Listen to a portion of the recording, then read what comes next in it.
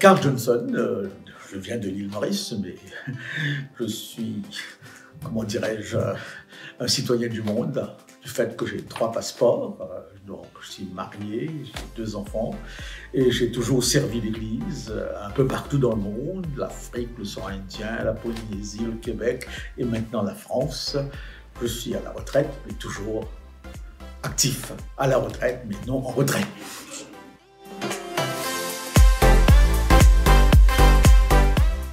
Je viens d'une famille adventiste dont les premiers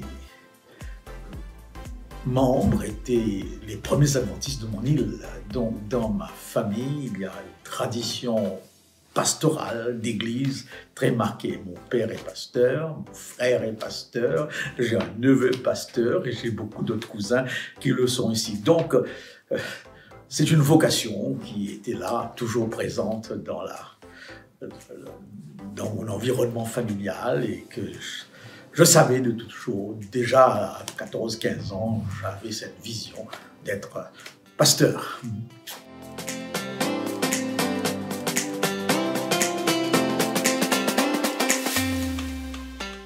En effet, pour être plus précis, j'ai travaillé dans les îles de l'océan Indien, mon pays, la Réunion, à Madagascar surtout pendant 8 ans. J'ai travaillé en Afrique de l'Ouest, au Cameroun pendant 8 ans. J'ai travaillé en Polynésie française pendant 4 ans et 15 ans au Québec. Je suis actuellement en France, mais j'ai maintenant 2 pays d'adoption qui sont la France et le Québec. Les cultures sont différentes d'un pays à l'autre. La compréhension de la foi semble aussi parfois nuancée. On se sent plus proche de l'évangile dans certains pays que d'autres. Je pense que la France, qui est un pays sécularisé, où la religion est une affaire privée, les gens ne parlent pratiquement jamais de la religion, il y a une sorte d'indifférence. Donc la culture marque la foi, mais cela ne veut pas dire que parce qu'on est plus convivial, qu'on est plus chaud dans sa foi, eh bien on est meilleur. Non, c'est difficile de juger d'une culture à l'autre l'intensité de la foi. Je pense que c'est Dieu seul qui peut savoir qui sont ceux qui sont engagés sincèrement, honnêtement et qui servent avec tout leur cœur. Mais dans tous ces pays, j'ai trouvé des choses extraordinaires, des choses que j'ai appréciées. Mon pays, bien sûr, de prédilection, c'est Haïti, où la convivialité, la fraternité est telle que vous ne pouvez pas ne pas être marqué.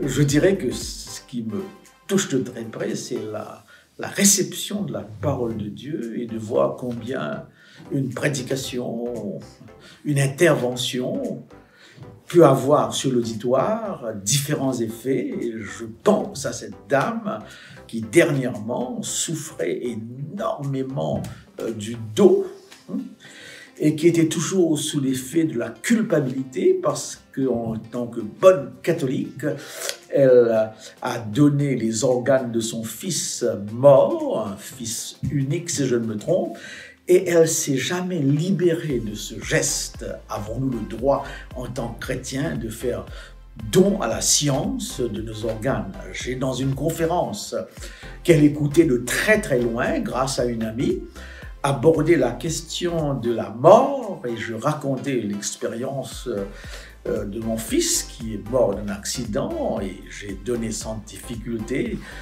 grâce à mes enfants, eh bien, son corps, ses organes à la science. Et j'ai rappelé cette déclaration qui se trouve sur une médaille qu'on m'a envoyée, qui est destinée à mon fils, une vie pour la survie d'un autre.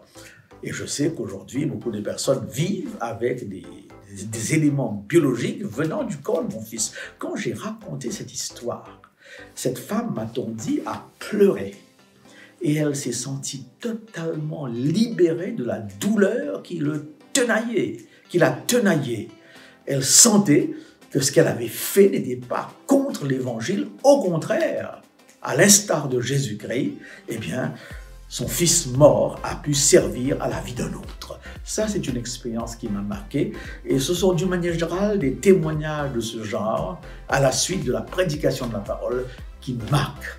J'ai toujours l'impression qu'en effet, Dieu agit, son esprit travaille.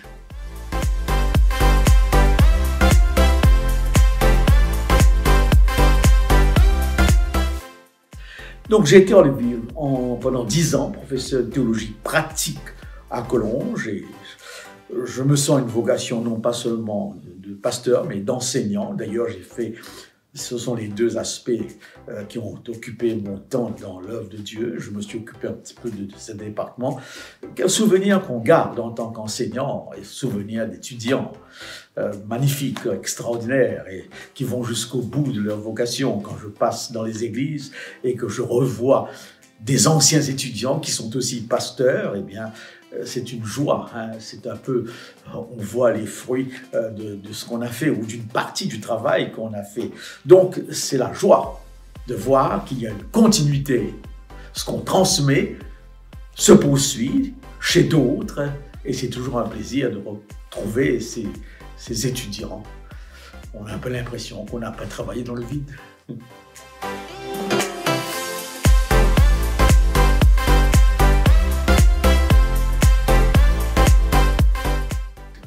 Je ne pense pas qu'il y ait reconversion. J'aurais tendance à croire que le don que Dieu m'a donné, reconnu par l'Église, c'est pas moi qui le dis, c'est le don de communication.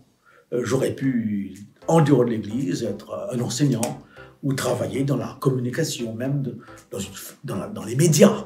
Donc, au départ, il y a peut-être un don de communication, d'articuler la vérité, de rendre simple parfois des choses complexes.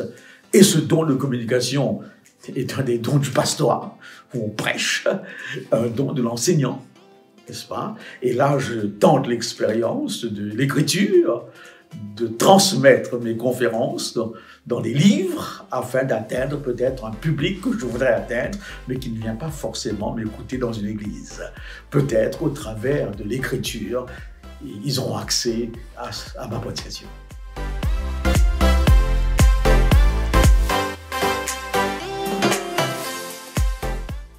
C'est sûr et certain que l'adventiste tel que je l'ai reçu, il y a plus de 50 ans de cela, et je l'ai reçu des missionnaires, n'est-ce pas, est un adventisme qu'on ne retrouve pas encore aussi facilement aujourd'hui.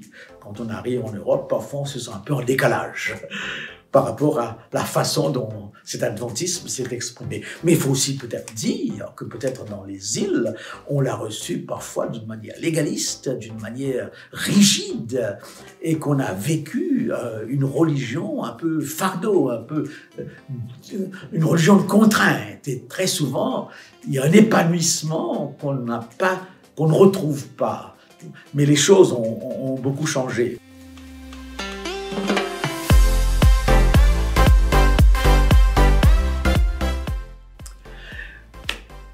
J'apprécie donc, premièrement, ce que je vois. Parfois, je suis un peu découragé parce qu'on voudrait voir un succès plus grand, surtout en France. Hein. Je parle toujours du pays où je me trouve. J'aurais aimé voir davantage d'engagement, mais quand même, ça ne me décourage pas parce que si on ne voit pas tout ce qu'on voudrait, on voit quand même beaucoup d'autres choses. Hein. Là, ce matin, j'ai participé à l'adoration à Mulhouse. Ce n'est pas la grosse église, nous étions une trentaine, mais il y avait une ambiance, une convivialité, une spiritualité qui m'a fait énormément de bien. On a eu un baptême, c'est déjà un signe que Dieu continue à travailler, n'est-ce pas? Même dans un pays qui semble être indifférent aux choses religieuses. Donc, il y a un bon côté des choses qui est toujours là et qu'il faut toujours savoir découvrir.